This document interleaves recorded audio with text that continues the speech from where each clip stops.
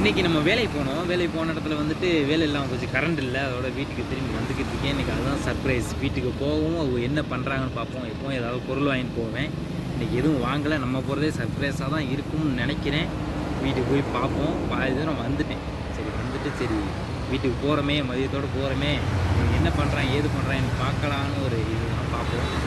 என்ன பண்ணுறாங்க, என்ன ரியாக்ஷன் கொடுக்குறாங்க பார்ப்போம். வந்தது சந்தோஷம் நினைப்பாங்களா இல்லை வேலை போயிடுச்சுன்னு வருத்தப்படுவாங்களா, என்ன பண்ணுறாங்கன்னு தெரியல. வீட்டில் போய் பார்ப்போம். என்ன ஒரு வழியாக நம்ம வீட்டுக்கிட்ட வந்துட்டோம். வீட்டுக்குள்ளே போவோம்.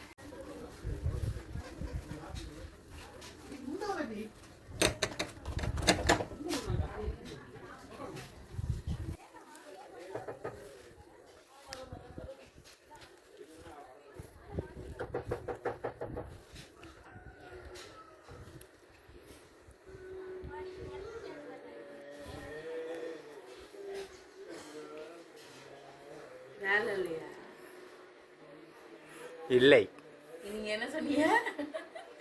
நீங்க வரேன்னு சொன்னீங்களா? வரேன்னு சொல்லலை. ஏன் சொல்லல?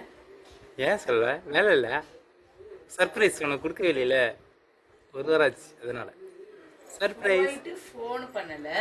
சரி, நான் டவர் இல்லைன்னு சொல்லிட்டு இருக்கிறீங்களோன்னு நினைச்சேன். பார்த்தா எனக்குன்னு வரீங்க. அதில் ஃபோன் பண்ணி வேற என்ன சொன்னீங்க? உங்க அண்ணனா நீ வர்றாங்க, என்கிட்ட சொல்ல வேணான்னு சொன்னாங்க. ஃப்ராடு பட்டு, உனக்கு சர்ப்ரைஸ் இல்லை. நீ எப்போ தான் முடிச்சுக்கிட்டு இருப்ப. என்னம்மா பா பா, குளிப்பாடுறதுக்கு தண்ணி வச்சு அமர்த்திட்டு வேற. என்னம்மா என்ன என்ன வந்தோம் ஓடி போயிட்ட. அப்புறம்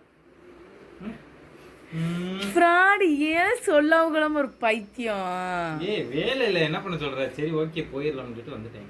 அது நீங்க ஃபோன் பண்ணி சொல்லிட்டாச்சு வந்திருக்கலாம்ல. நீ என்ன வேலை இல்லையான்னு கேட்குற? வந்தவங்க சந்தோஷம். ஏ, நான் சீரியஸா 2-3 தடவை தட்டுவாங்க. அப்பு செஞ்சனா தான் தட்டுறாங்கன்னு நினச்சிட்டு இருந்தேன். ஆனால் இருக்கிய ஃப்ராடு. சரி கிளம்பு, பாட்டுவோம்.